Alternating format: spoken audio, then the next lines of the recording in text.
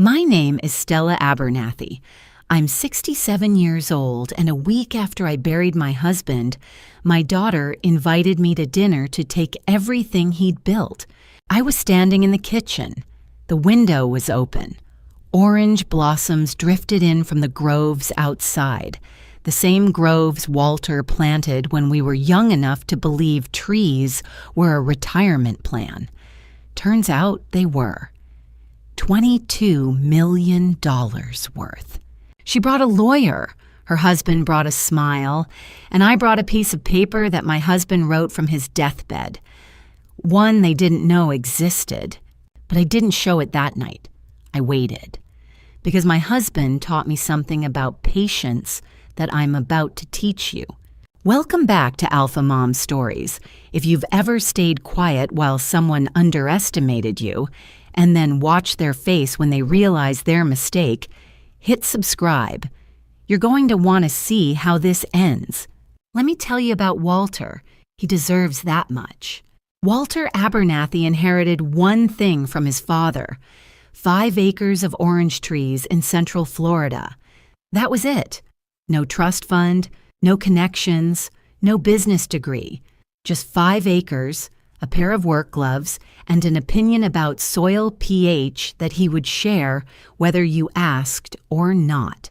In 40 years, he turned those 5 acres into 800, groves stretching across 3 counties, a lakefront cabin, a commercial processing facility with his name on the side. Total value at the time of his death, $22 million. He did it the slow way. No massive loans. No silent partners. He bought land when neighbors went under. He reinvested every dollar the trees gave him. Walter didn't believe in shortcuts. He believed in roots. He planted me a row of Valencia oranges the day we got married. He said they'd be ready by our first anniversary. They were. 40 years later, those trees still produce. That's the kind of man he was. Everything he touched kept growing long after he walked away. Pancreatic cancer took him in 8 months. Diagnosis to death, 8 months. I was beside him every day, wiped his face when the pain made him someone I didn't recognize. His will was simple, everything to me. No conditions, no splits, no trusts for grandchildren, just Stella gets it all. He trusted me. That's what made what came next so unbearable. The last week, Walter said something strange. He gripped my hand and said, "If they come for the groves, look in the top drawer of my desk." I didn't ask who they were. I didn't want to know. Walter Abernathy could tell you the sugar content of a Valencia orange by holding it up to the light. He couldn't tell you his own daughter was counting down the days. The week after the funeral was the quietest of my life. I don't mean peaceful, I mean hollow. The house sounded wrong without Walter in it. No footsteps at 5 a.m., no coffee grinder, no weather report muttered at the kitchen radio, like the sky owed him an explanation. The groves didn't stop. That's the thing about agricultures. The season doesn't wait for grief. Blossoms opened, fruit set. Irrigation timers clicked on at dawn like nothing had happened because to the trees, nothing had. I found Walter's reading glasses on the nightstand, wire-rimmed, scratched on the left lens, from where he always set them down face first. I picked them up, wiped them on my sleeve, slid them into my shirt pocket. They didn't do anything there, but neither did I, and sometimes just being present is enough. Hank Prescott called every morning. Hank had been our Grove foreman for 30 years. "Mrs. A, Grove's doing fine. You just rest." He was the only person that week who called to ask about the trees instead of the money. Caitlin called twice. My daughter. Both times she asked about paperwork. "Mom, have you gone through Dad's files yet? And have you talked to the estate lawyer?" She didn't ask if I was eating. She didn't ask if I was sleeping. She asked about documents. The second time, I heard Garrett coaching her in the background. Whisper loud the way he does. Ask her about the property assessments. Then came the third call, this one from Garrett directly. Sweet voice, the one he uses when he wants something. Mom, Caitlin and I want to have you over for dinner Friday. Just family. We think it's important we all sit down together. Just family. That word was doing a lot of heavy lifting. Friday came. I drove to Caitlin's house early. Old habit. I always brought fresh oranges from the grove when I visited, a basket of Valencias, still warm from the sun. Walter used to say showing up empty-handed was like showing up without pants. Technically legal, but everyone notices. The front door was open. Screen door unlatched. I stepped inside, basket on my hip, mouth open to call out. And I heard Garrett. He was in the study. Door cracked. Phone pressed to his ear. He hadn't heard me come in. She's not going to know what she's signing. Just have the documents ready. Marcus will walk her through it. Pause. No, she won't get her own lawyer. She doesn't even know she needs one. I stood in that hallway for 10 seconds. My heart was hammering, but my face didn't change. I've spent 30 years studying things that grow slowly. Patience isn't something I practice. It's who I am. I didn't leave. I set the basket down quietly, stepped back to the front door, knocked loud enough to announce myself. Garrett came around the corner. Phone gone, big smile, arms wide. Mom, you're early! He hugged me like I was already gone. That's the thing about people who've decided you're in the way. They start treating you like a memory before you've even left. I smiled, said hello, carried my oranges to the kitchen, complimented the new curtains, asked about the dog. And in the back of my skull, one thought, you poor, stupid boy. You have no idea what you just told me. He mentioned a name on that call, Marcus. Marcus would walk me through it. Marcus would have the documents ready. I didn't know a Marcus, but I was about to. But before I tell you what happened at that dinner, you need to understand what Walter told me on the porch swing 3 months before he died. Walter bought the lakefront cabin in 1987, the year Caitlin was born. It sat on 2 acres overlooking the lake, surrounded by live oaks and cypress knees. The porch wrapped all the way around, and the swing at the front had a view that could make you forget whatever you'd driven there to escape. That swing. Walter and I sat on it every summer, made every big decision there. When to expand into the South Groves, when to let Hank promote his nephew, when to tell Caitlin we couldn't afford the school she wanted, and then how to afford it anyway. 3 months before he died, we sat on that swing one last time. He was thin by then, 70 years old and 40 pounds lighter than he should have been. But his mind was all there, sharp as a grafting knife. They're going to come for the Groves, Stell. He said it looking at the lake, not at me. Not right away. They'll wait until I'm gone. Garrett's already been talking to developers. I asked how he knew. He said, because I listen, and because Hank told me Garrett's been walking the lakefront property with a tape measure. He told me he was going to write a letter, instructions. Don't open it unless they come for the Groves. He'd also asked someone named Phoebe to keep records. I didn't ask what records. I trusted him. He'd spent 40 years making sure everything he touched grew. I wasn't going to start doubting him in his last season. We sat on that swing until the mosquitoes found us. He held my hand the way he always did, like he was checking if I was still there. I was. I am. He's the one who left. Friday evening, I walked into Caitlin's dining room already knowing what was waiting. Caitlin opened the door, hugged me, held it a beat too long, the kind of hug that's rehearsed. Mom, you look tired. Are you sleeping? Concern, sort of. The kind that frames you as fragile. Not, are you okay, but you seem weak, dressed up in softer clothes. The dining table was set for 4. I counted the place settings. 3 family members, 4 plates. Who's the 4th place for? Garrett answered from the kitchen, casual as a man discussing weather. Oh, a friend of mine is stopping by, Marcus Webb.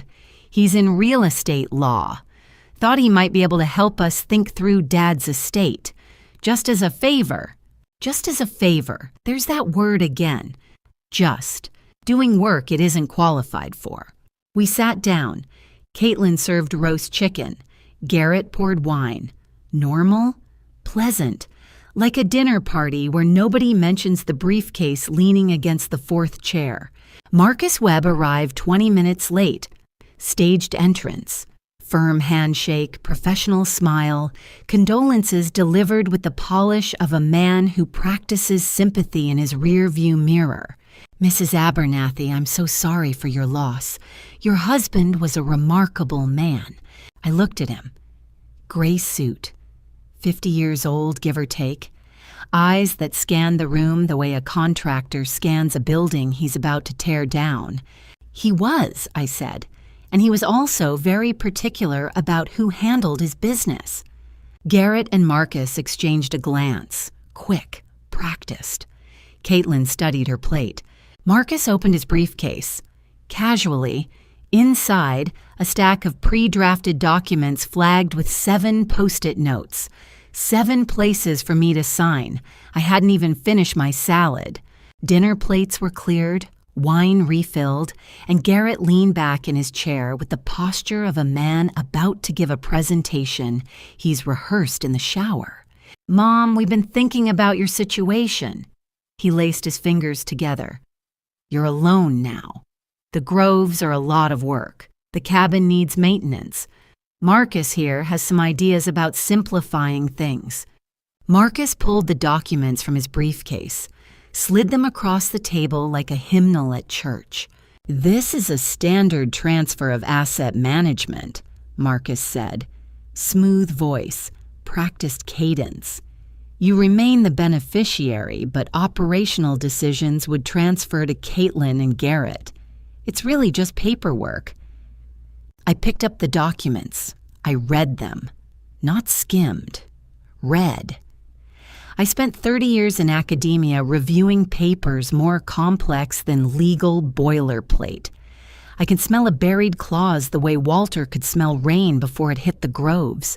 It wasn't asset management. It was full transfer of ownership, irrevocable. Once signed, the Groves, the cabin, the processing facility, all of it would belong to Garrett and Caitlin, and the word beneficiary appeared exactly nowhere in the operative clauses. Garrett leaned forward. The developer's option expires end of month. If we don't move on this, we lose the deal. The room went quiet. Marcus stiffened. Garrett heard his own mistake 2 seconds after everyone else. What deal? I asked. Marcus, quick recovery. He means the estate planning timeline. Garrett nodded. Right, the estate planning. We just want to protect what Dad built.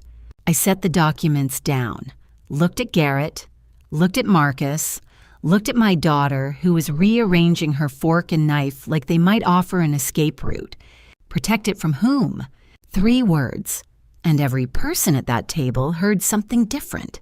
Garrett dropped the charm. You could watch it happen. Like a mask slipping off a shelf. Mom, I'm going to be honest with you. He leaned forward. You're 67. You live alone. You have no business experience. Those Groves need someone who understands development, operations, the market. No business experience.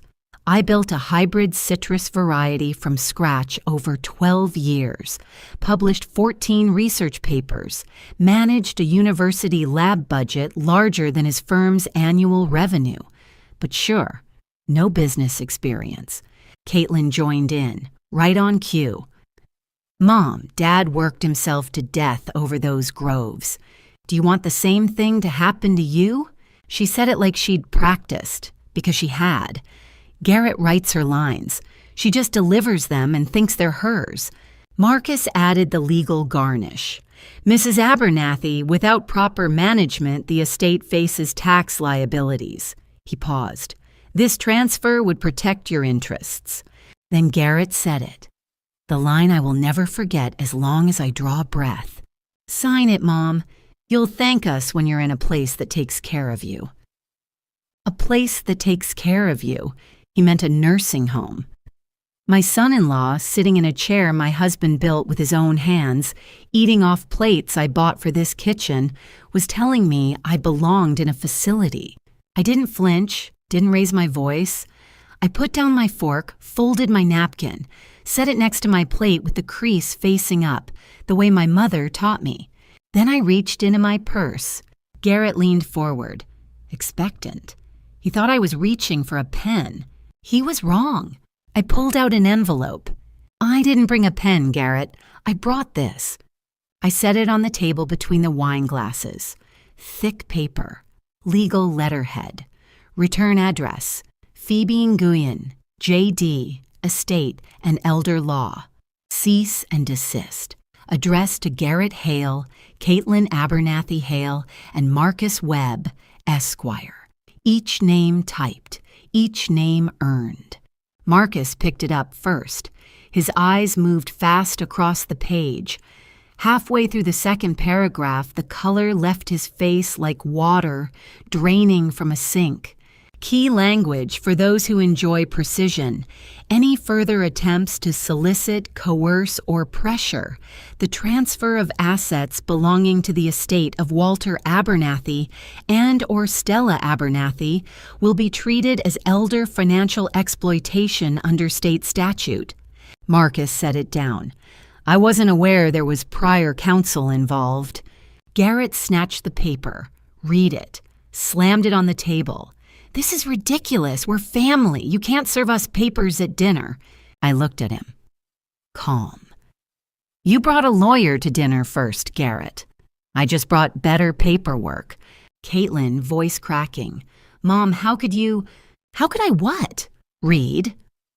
I tapped the transfer documents. I read the documents, Caitlin. They weren't asset management. They were asset theft. Marcus stood, buttoned his jacket. I think I should go. Sit down, Marcus. Garrett, teeth clenched. But Marcus was already moving. He knew the difference between a family argument and a legal liability, and he wanted no part of the second.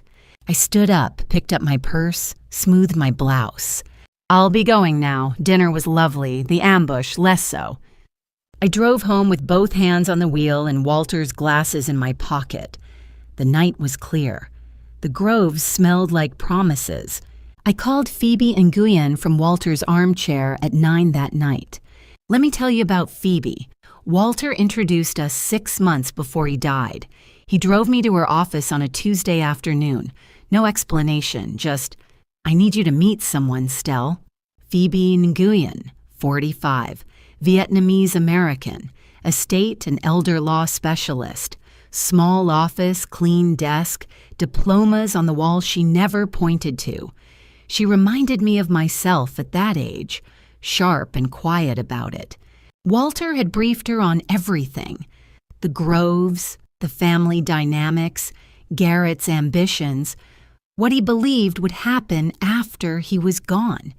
He'd hired her not for himself. His will was simple. He'd hired her for me. Stell, this is Phoebe, he'd said. She's going to make sure nobody does to you what Garrett is planning.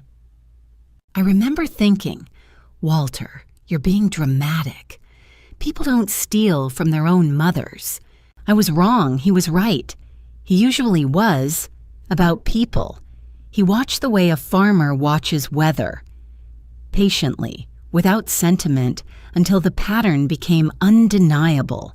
That night, after the dinner ambush, I asked Phoebe the question I'd been holding. Phoebe, what are the records Walter asked you to keep? Documented observations, she said. Conversations. Things people said when they thought no one was paying attention. He recorded them. No, not recordings. Written contemporaneous notes by a licensed attorney.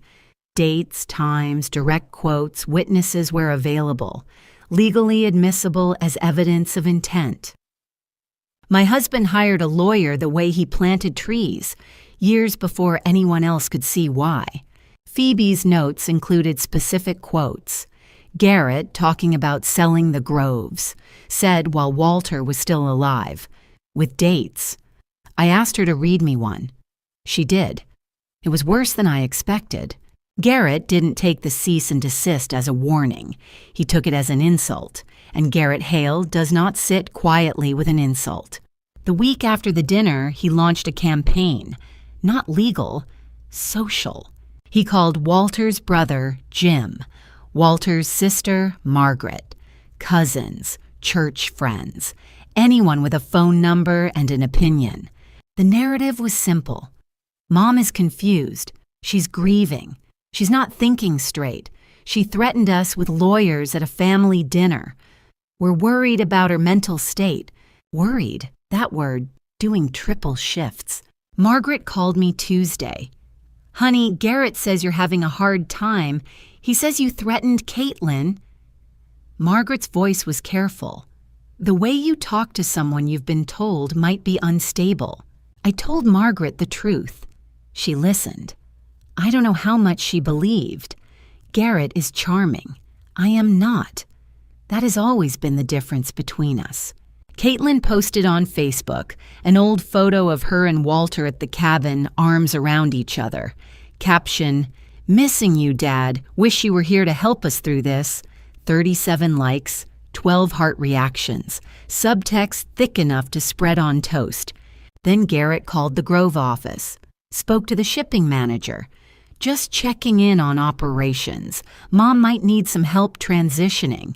He said it casually, like he already owned the place. Hank overheard. Hank called me within the hour. Mrs. A, that son-in-law of yours is calling the office acting like he owns the place. You want me to tell him where he can stick his transition plan?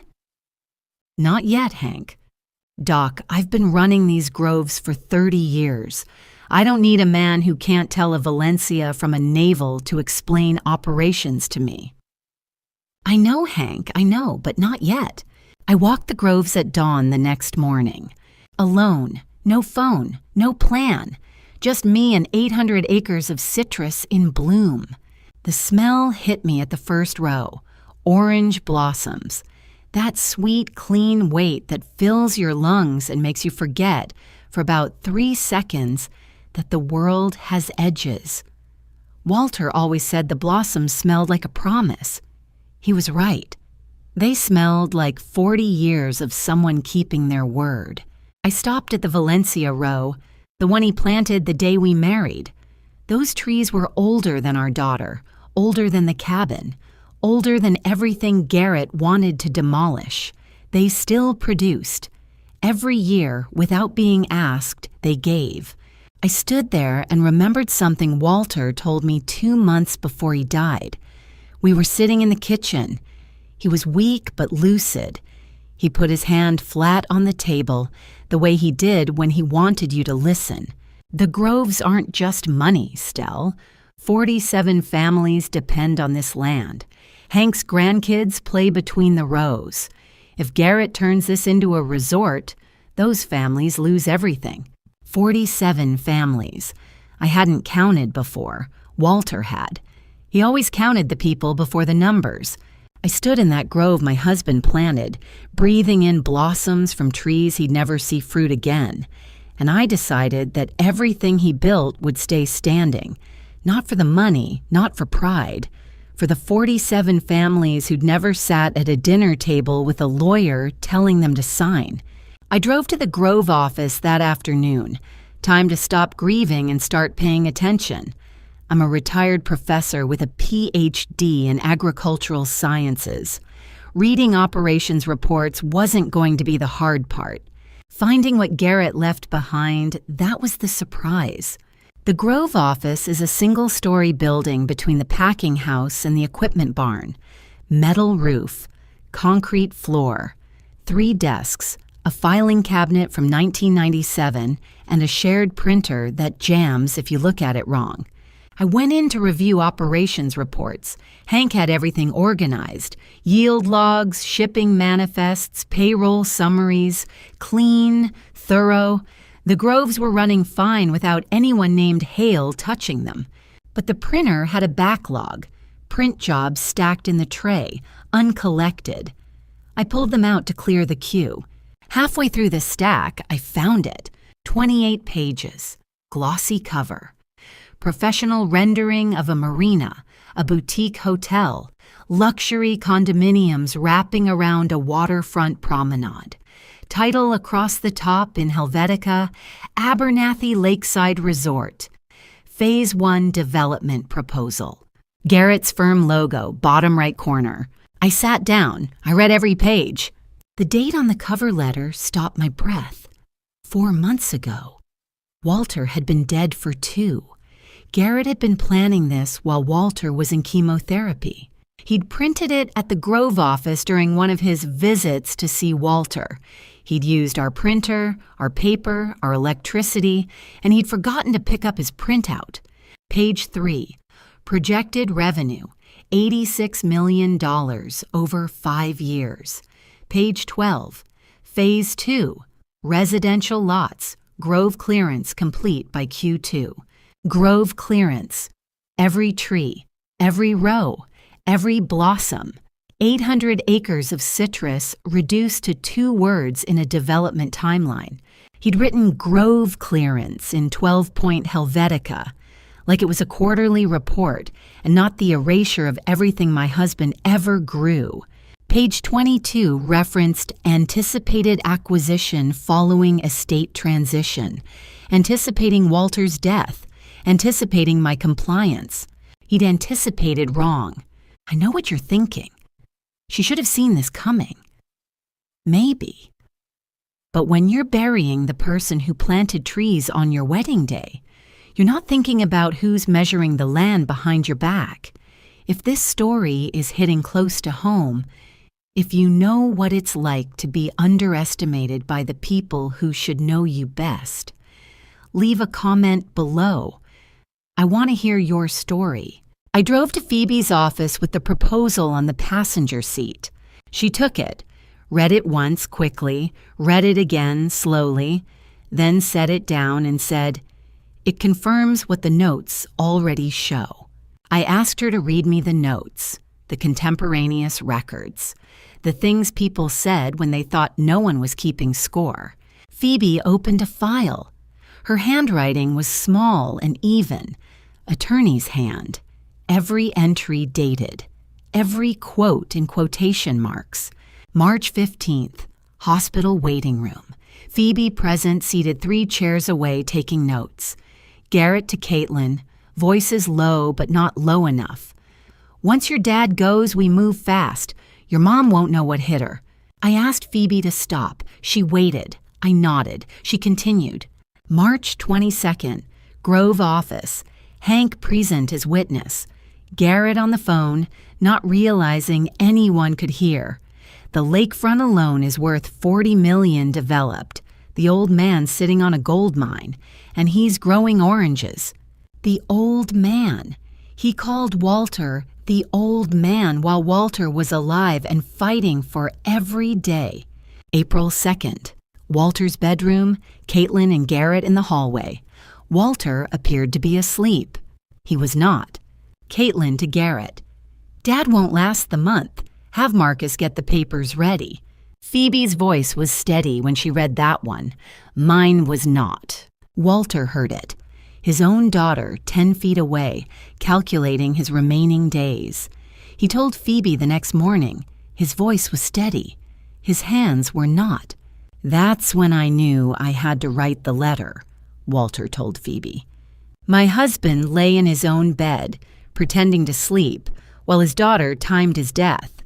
And the next morning, he asked for a pen and started writing. That night, I sat alone in the dark. The house was quiet, the kind of quiet that reminds you what alone actually means. Not poetic loneliness, just the physical fact that no one else is breathing in the room. I took Walter's reading glasses from my pocket, wire rims, scratched left lens. I put them on. Everything went blurry. He was far-sighted. I'm nearsighted. We never could see the same things at the same distance, but we always ended up looking at the same thing. I sat there with his blurry world on my face and wondered if I was wrong. What if Caitlin genuinely believed she was helping? What if the resentment was real but the intent wasn't malicious? What if I was letting my pride destroy my only daughter? What if, in some buried chamber of her heart, she was doing this because she was hurt, not because she was greedy? Then I heard it again, Phoebe's voice reading Phoebe's notes. Dad won't last the month. Have Marcus get the papers ready. Doubt dissolved. Like sugar in hot water, beast and clean. There's a difference between a daughter who resents her mother and a daughter who times her father's death. I could forgive resentment. I've carried my own share of it. But I couldn't forgive a calendar where your father's dying day is a deadline. I wore his glasses for 10 minutes. I couldn't see a thing, but I could feel him. And that was enough to know what to do next. I picked up the phone, called Phoebe. The cabin. Walter's birthday weekend. The whole family will be there. Are you sure? He wanted the truth told where we made our promises. The porch swing seemed right. Garrett didn't wait for the cabin. He escalated. 2 weeks after the dinner, I received a court filing, petition for conservatorship evaluation, Garrett's name on the request, Marcus Webb's signature, one of the last things he'd do for Garrett, though neither of them knew it yet. The petition claimed I might be mentally incompetent to manage the estate. Diminished capacity, it said, impaired judgment, risk of financial mismanagement. I read it at the kitchen table, twice. Then I folded it and placed it in the file with everything else. A retired professor, Ph.D. in agricultural sciences, 14 published papers, 3 decades of university employment, correct identification and refusal of fraudulent transfer documents. And my son-in-law was trying to have me declared incompetent. The irony would have been funny if it weren't so expensive. Garrett also started calling Grove employees, one by one, hinting that changes were coming. Start thinking about options, he told the irrigation crew lead. Things might look different around here soon. Workers panicked. People with mortgages and kids in school don't hear options and think opportunity. They hear layoffs. Hank was furious. Doc, he's scaring people. Then Caitlin came to the house, alone. Softer approach. Mom, Garrett just wants what's best. If you'd just talk to him, maybe a compromise? You keep the house, we manage the groves, and the cabin? She hesitated, looked at the floor. The cabin. Might need to go toward the development. Your father bought that cabin the year you were born, Caitlin. You took your first steps on that porch. I know, but Garrett says, "Stop telling me what Garrett says. Tell me what you think." She opened her mouth, closed it, left without answering. She couldn't tell me what she thought, because she hadn't thought for herself in years. Garrett did that for her. Phoebe demolished the conservatorship petition in 3 days. Her response filing was a thing of beauty. Attached, my full curriculum vitae, Ph.D., 14 publications, 30 years of university appointment, invited lectures, peer review committee memberships. Also attached, documentation of my correct identification of fraudulent transfer documents at the dinner, and a counter-filing noting that the petitioner had a documented financial conflict of interest in the estate's assets. The judge reviewed it. 72 hours later, the petition was dismissed. From the ruling, no evidence of diminished capacity presented. The petitioner's direct financial interest in the subject estate raises concerns regarding the motive for this filing. Fastest no I've ever received in my life, and I've submitted papers to academic journals. Marcus Webb withdrew from the case the same week, quietly, sent a letter to Garrett. Professional relationship terminated, effective immediately. Marcus didn't sign up for a conservatorship fight. He signed up for a quick signature from a confused widow. When the widow turned out to be neither confused nor cooperative, Marcus remembered he had other clients. Garrett received the dismissal at his office. I heard about his reaction from Caitlin, who called me crying. Not apologizing, just crying, which is a different thing. "This is insane, Caitlin," Garrett told her. "Your mother is playing games. She's going to lose everything and take us down with her." Caitlin wavering. "Maybe we should just leave it alone?" Garrett, "Leave it alone. I have developers waiting. I have loans against this deal. We are not leaving it alone." Loans. He had personal loans against the development deal. Money borrowed against land he didn't own, on a project that required my compliance, backed by nothing but his assumption that a 67-year-old widow wouldn't fight back. Assumption is a dangerous foundation for a loan. Walter's birthday was June 14th. Every year, the whole family gathered at the cabin for a barbecue. 20 years of tradition. Walter in his apron arguing with Hank about charcoal versus propane. Kids in the lake. Margaret making her terrible potato salad that everyone ate and no one complimented. This year, there'd be no Walter. But there'd still be a gathering, a memorial. First summer without him. I made the calls myself. Walter's brother Jim and his wife Linda, Margaret, nieces, nephews, their families, Hank and his wife Rosa, Grove workers who'd known Walter for decades, Pastor Davis from the Methodist Church where Walter served as deacon for 15 years. 25 people confirmed, maybe more. Garrett and Caitlin planned to attend too. Of course they did. Garrett saw it as his next opportunity. Rally the family. Show everyone poor confused mom can't handle things. Position himself as the responsible son-in-law. He didn't know I was counting on him being there. I prepared. Brought Phoebe. Brought the development proposal. Brought a framed photo of Walter and Hank standing in the groves, both grinning, both covered in dirt. Brought the sealed envelope from Walter's desk drawer, still unopened. Hank asked me the night before, "You sure about this, Doc? In front of everyone?" He wanted the truth told where we made our promises. That porch, that swing. That last night before the gathering, I sat in Walter's chair. The leather was still shaped to him. I opened the top drawer of his desk and took out the envelope, his handwriting on the front, for Stella. Only if they come for the Groves. I held that envelope the way you hold a grenade, carefully, because once I pulled the pin, there was no putting it back. Saturday morning, June 14th, the cabin. I arrived early.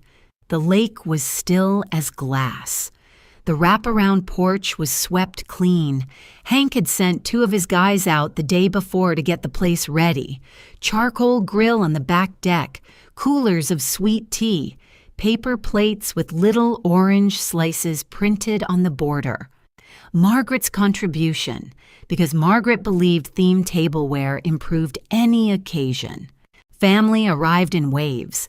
Jim and Linda first, hauling folding chairs, Margaret with the potato salad, nieces and nephews with kids who ran straight for the dock, Hank and Rosa, who brought 3 pies and a case of beer.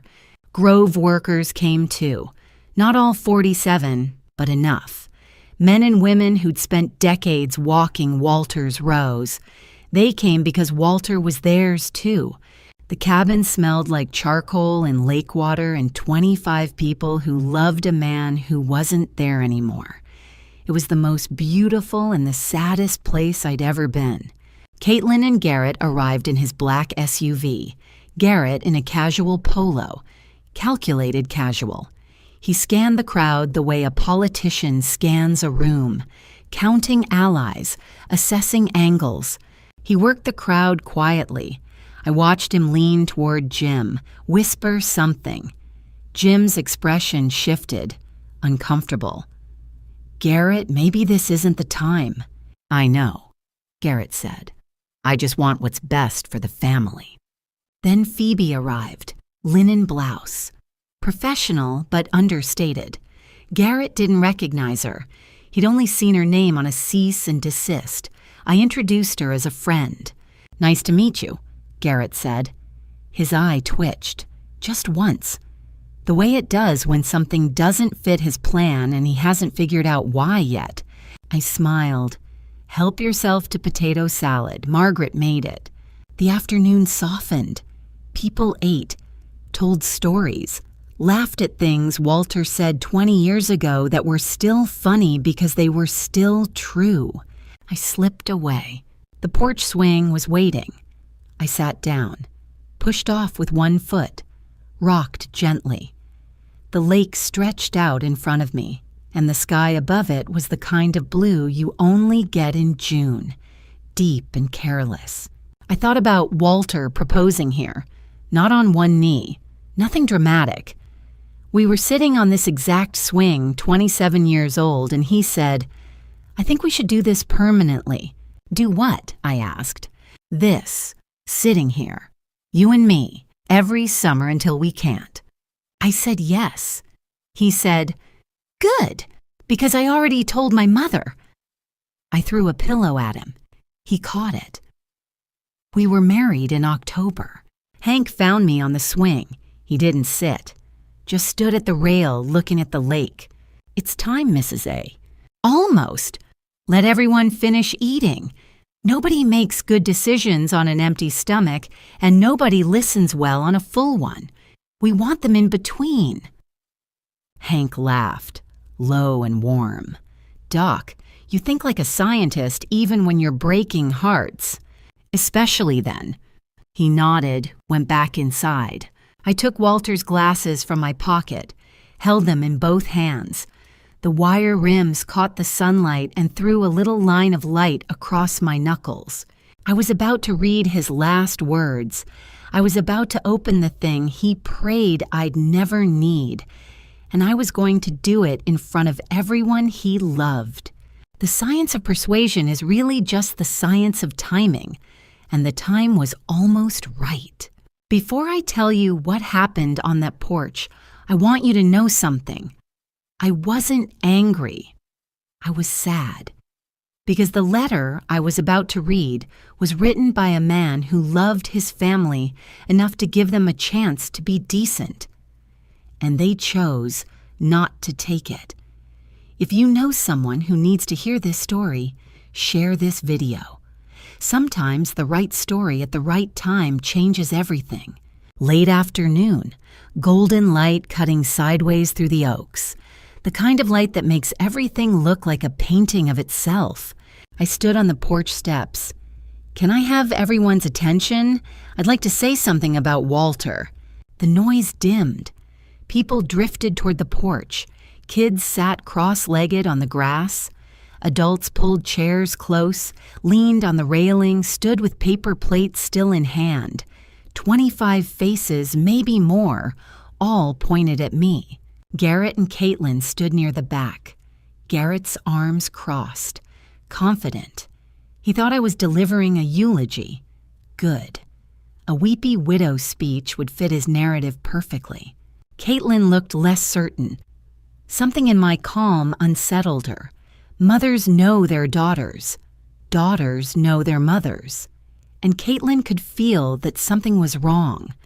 Or rather, that something was about to be right. "Thank you all for coming," I said. "Walter loved this cabin. He loved this porch. He loved that swing." I pointed at it. "We made every important decision sitting right there, and today I have one more to share with you." I paused, found Garrett's eyes, held them. He shifted his weight from one foot to the other. "But first, I think Garrett has something he'd like to share. Don't you, Garrett?" What?" "The development proposal. The one you printed at the Grove office 4 months ago. Abernathy Lakeside Resort." I let the name sit in the air. Would you like to tell everyone about it, or should I? 25 heads turned toward Garrett. Dead silence. The kind of silence that has weight to it. The kind that presses down on the person it's aimed at. I gave him the choice. I give everyone a choice. It's what you do with it that matters. He did nothing, so I continued. The wind shifted, carried the scent of orange blossoms from the groves a mile south. Even from that distance, the sweetness reached us, reminded everyone what was growing on the land Garrett wanted to pave. I don't know what you're talking about, Garrett said. Flat voice, locked jaw. I nodded, reached into my bag, pulled out the 28-page proposal, held it up for everyone to see. Abernathy Lakeside Resort, Phase 1 Development Proposal, dated February 14th, 2 months before Walter died. Garrett's firm logo on the cover, his signature on the cover letter. I handed it to Jim. Jim read the first page. His face changed. Not anger yet, but the look a man gets when something ugly starts making sense. He passed it to Margaret. Margaret's hands shook. Jim stood up. Garrett, you were planning to sell the groves while Walter was still alive? That's just a preliminary study. I was exploring options for the family. Margaret flipped to page 12. Options? This says grove clearance by Q2. You were going to bulldoze Walter's trees. Hank stepped forward. 62 years old, arms like bridge cables, voice like gravel in a drum. 400 acres. 47 families work those groves. My grandkids play in those rows, and you were drawing up marina plans. The grove workers in the crowd, 5, 6 of them, their faces shifted from stunned to furious. They hadn't known. Now they did. Garrett spun toward Caitlin. Tell them this was about protecting Mom. Caitlin was frozen. Her mouth opened and closed. No words came out. I reached into my pocket, touched Walter's glasses. The wire rims were warm from my body heat. I steadied myself. There was more to say. Caitlin tried to step in. Everyone, please. This is a misunderstanding. Garrett was just... Caitlin. My voice was quiet, not loud. You don't need volume when you have the truth. I want to ask you something, and I want you to answer honestly, in front of your father's family. She looked at me the way she used to look at me before tests in high school, terrified, hoping I'd give her the answer. Did you know about the development proposal? 25 people waited. The lake didn't move. I knew he was looking into it. Did you know it was dated before your father died? Silence, then small. He said it was just in case. In case of what? She couldn't answer, because the answer was, in case your father died on schedule. Let me tell you what in case looked like from the other side. I kept my voice even, level. The way I used to lecture to 300 students. Your husband walked the lakefront with a tape measure while your father was in chemotherapy. He printed resort renderings on your father's office printer. And you told him to have the papers ready because Dad won't last the month. Caitlin went white. Who told you that? Your father. He heard you. He was in his bed and you were in the hallway and he heard every word. The sound that came from Caitlin was small, like air leaving a tire, not a sob, something before a sob. The moment you realize the wall you built between what you did and who you are has just been removed, and now everyone can see both. Margaret put her hand over her mouth. Jim sat down hard. Pastor Davis bowed his head. Walter heard his daughter counting his days, and he never told her. He just wrote it down. I wasn't done. The family needed the full picture. Not my interpretation, the facts. I touched Walter's glasses in my pocket. 4th time that day. each time steadier than the last. Let me tell you what happened a week after Walter's funeral. I told them everything: the dinner invitation, the fourth place setting, Marcus Webb with his briefcase and his practice condolences, 7 post-it flags on documents that transferred everything, irrevocably, to Garrett and Caitlin. Not asset management, I said, asset theft. I told them what Garrett said, word for word. Sign it, Mom. You'll thank us when you're in a place that takes care of you. Jim stood up again, took a step toward Garrett. Margaret caught his arm. Jim, let Stella finish. I told them about the conservatorship petition. He filed court papers to have me declared mentally incompetent. A 67-year-old woman with a PhD and 14 published papers. The judge dismissed it in 72 hours. Pastor Davis shook his head slowly. Walter told me he was worried about something like this. I didn't believe him. I thought he was just stressed from the illness. Walter was worried, I said. He prepared for it. He hired an attorney. He documented what he saw and heard. And he left me something that I haven't shown you yet. I reached into my purse, the sealed envelope. Walter's handwriting on the front, careful and deliberate. The handwriting of a man who knew his time was short and his words would have to last. For Stella, only if they come for the Groves. I held it up. Let everyone see his handwriting. The familiar loops on the S, the firm downstroke on the F. They came for the Groves, so I'm opening this now. My hands shook, not from fear, from grief. There's a difference. Fear shakes you because you don't know what's coming. Grief shakes you because you do. I held the envelope in front of 25 people who loved my husband, and my hands trembled because opening it meant he was right. Opening it meant his daughter and her husband had done exactly what he'd predicted. And a part of me, the mother part, the part that still remembered Caitlin at 3 years old reaching up for me in the orange rose, had prayed every night that Walter would be wrong. Walter gave me this 6 months ago, I said. He told me, don't open it unless they come for the Groves. And if you open it, read it out loud, in front of everyone, at the cabin. I looked at the lake. The light was going gold, the kind of light Walter loved. He wanted it red here because this is where we made our promises, and this is where he wanted his kept. I looked at Caitlin. She was crying. Garrett was pale, standing behind her, jaw tight, eyes calculating. Even now, even in front of everyone, he was calculating. I didn't want to open this, I said. I prayed I'd never have to, because opening this letter means my daughter and her husband did exactly what Walter said they'd do. I paused, let it land. I wanted you to prove him wrong, Caitlin. I lay awake at night hoping you would, but you didn't, and now you'll hear what your father had to say about that. I slid my thumb under the seal. The paper tore, clean like a peel separating from fruit.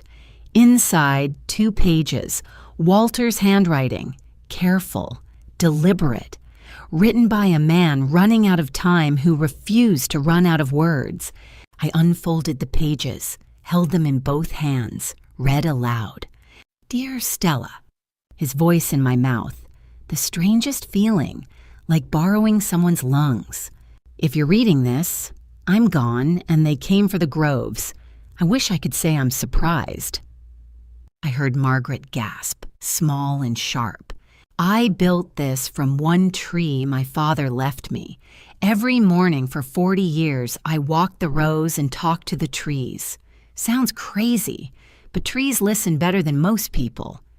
A few people laughed, tight, wet laughs, because it sounded exactly like Walter.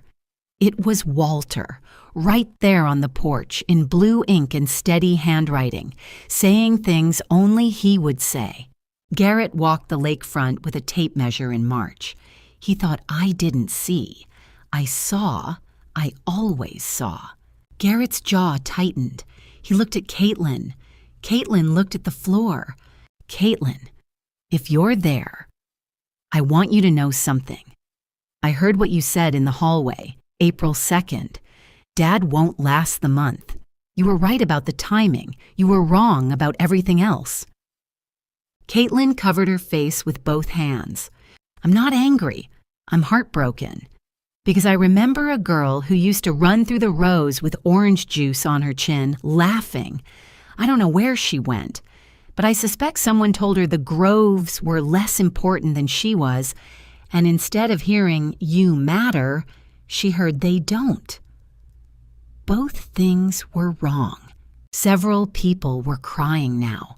Jim's wife, Linda, had her face turned into his shoulder. Rosa held Hank's hand. A Grove worker I'd known for 20 years wiped his eyes with the back of his wrist. Walter wasn't finished, neither was I. Caitlin broke. Not the way you'd expect. Not dramatic. She folded into a chair like someone had cut the strings holding her up. And when she spoke, it came out raw and ragged and 24 years old. You want to know what I heard? I heard that every frost emergency mattered more than my school play. I heard that a hybrid orange variety got a name, but you couldn't make it to my first ultrasound. I heard that 47 families mattered more than one, mine. I stopped reading, lowered the letter, looked at my daughter. The porch was silent. The family was watching two women do the thing families avoid for decades. Tell the truth at full volume. You're right, I said. I missed your play. I missed too much, and I'm sorry. A pause, long enough to feel honest. But Caitlin, I missed your play because I was trying to save the trees that paid for your college. Your father missed your recitals because he was building the business that bought this cabin. We weren't choosing the Groves over you. We were choosing your future. And somewhere along the way, someone told you that wasn't enough. Someone told you we owed you more, and instead of telling us how you felt, you let that someone turn your hurt into a weapon. I looked at Garrett. He was standing apart now, arms at his sides, alone. That someone is standing right there. Garrett's voice, tight. Don't put this on me. She came to me with this. I didn't create it. No, I said. You didn't create it. You just aimed it. The line landed the way a stone lands in a still lake. One impact, rings spreading outward. Every person on that porch felt it reach them. I raised the letter again, last page.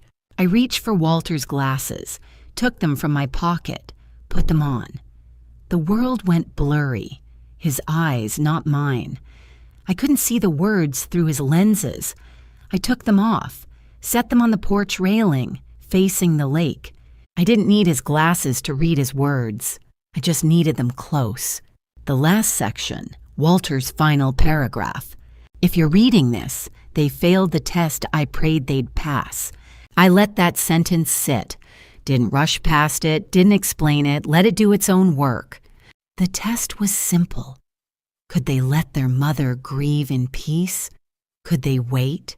Could they put a person above a property? They couldn't, and that tells you everything you need to know about what they'd do with the Groves if they got them. Stella, protect what we built, not because of the money, because of the people who depend on it. Hank, Rosa, the 47 families, the rows my father planted. Hank's chin dropped to his chest. Rosa squeezed his hand so hard her knuckles went white. And one more thing.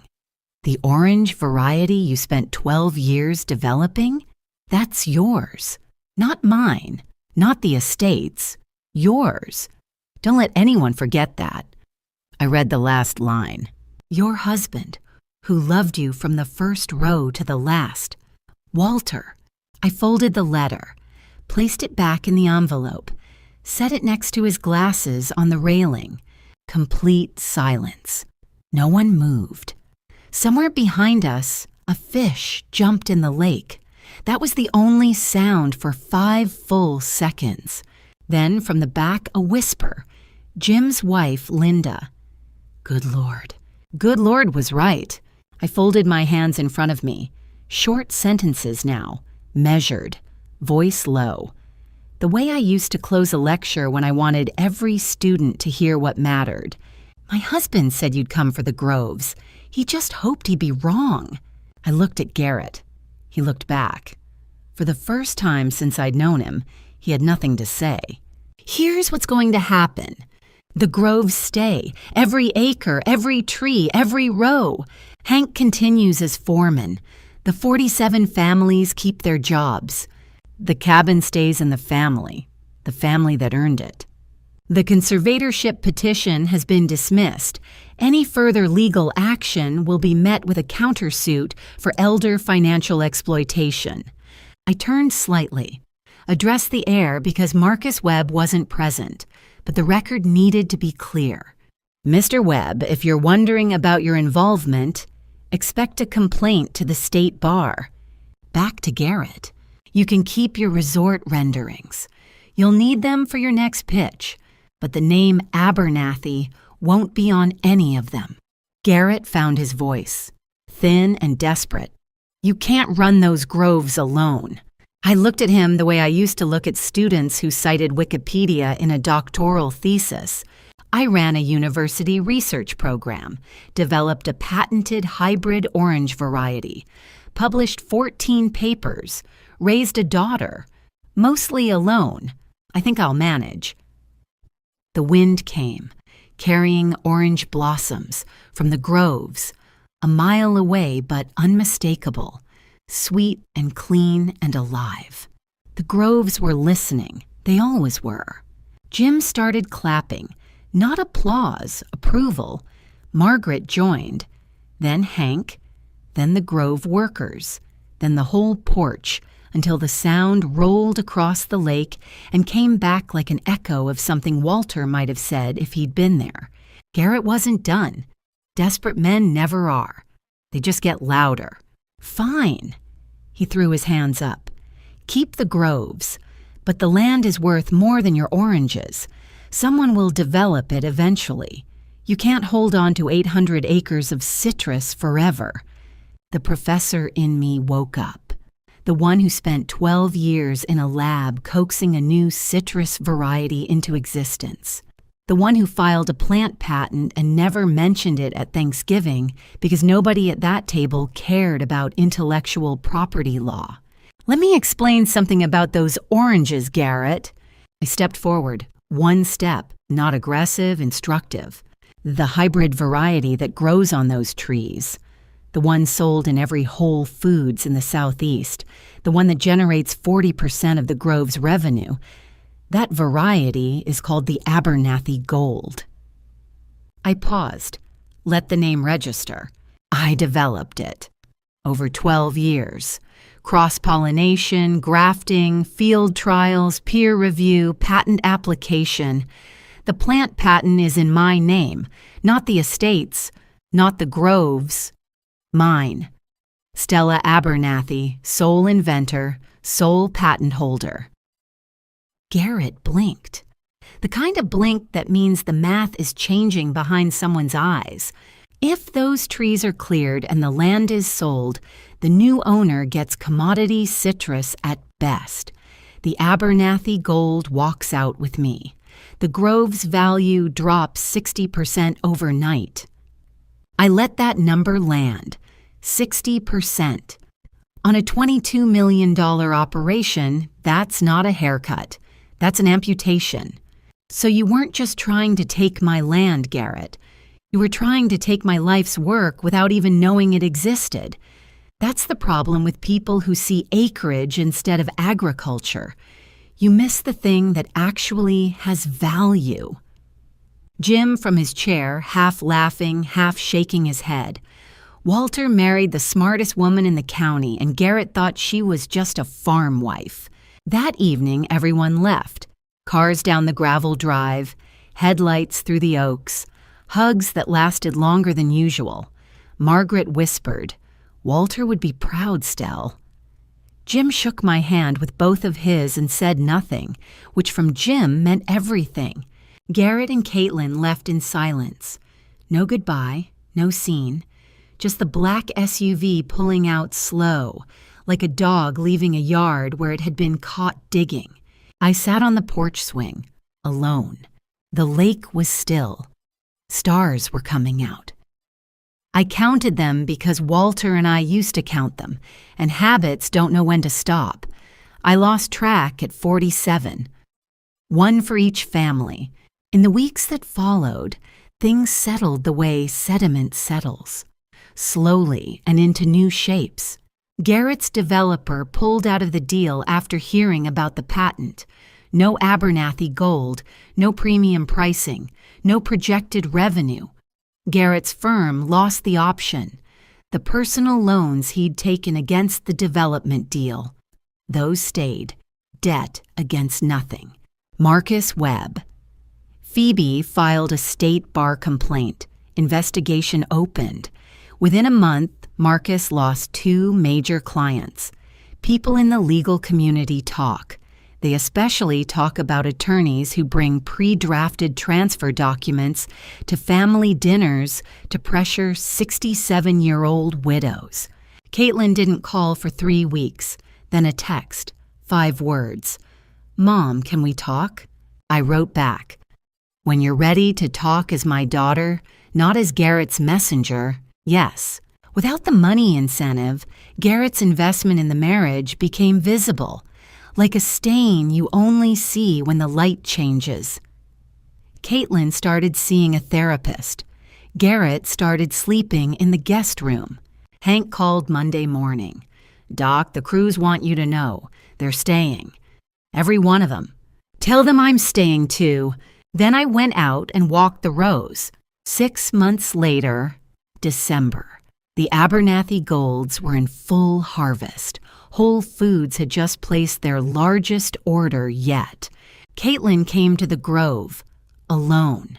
No Garrett, no phone call beforehand. She just showed up. I was in the Abernathy gold section, row 14, checking bricks levels on a sample. Old habit, professor's habit. The kind of thing you do when the trees are your co-authors and you want to make sure they're still performing. She walked between the rows. I saw her coming from 50 yards away. She was wearing old jeans and a flannel shirt I recognized. It was mine, from 20 years ago, something she'd taken to college and never returned. She didn't say sorry right away. She stopped at the tree nearest me, touched a branch, brought a blossom to her nose. "I forgot how these smell," she said, and she started crying. Not the crying from the porch, not performative, not desperate, just a woman standing in her father's grove, remembering what she'd almost helped destroy and feeling the weight of it. I held her. I'm her mother. That's what mothers do, even when it hurts, especially when it hurts. We stood there for a long time. The trees didn't care.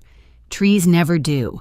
They just keep producing, keep blooming, keep doing the quiet work of being alive. There's a lesson in that if you're willing to learn it slowly. Caitlin and Garrett separated 2 months later. She moved into a small apartment in town, got a studio for her design work, started visiting the Grove on Saturdays. She's not forgiven yet, but she's standing in the Grove. And in my experience, things that grow slowly are the only things worth growing. Walter taught me that the most valuable things grow slowly: oranges, trust, the truth. He also taught me that some people only see land where others see life. The paper I pulled out at that dinner wasn't revenge. It was a promise kept. And the letter he left wasn't a weapon. It was a love letter to the Groves, to the families, and to me. The ones who tend roots will always outlast the ones who only count acreage. If you've ever been underestimated by someone who didn't know what you'd built, this story was for you. Subscribe to Alpha Mom Stories. Like this video. And if someone in your life needs to hear this, share it. I'll see you next time.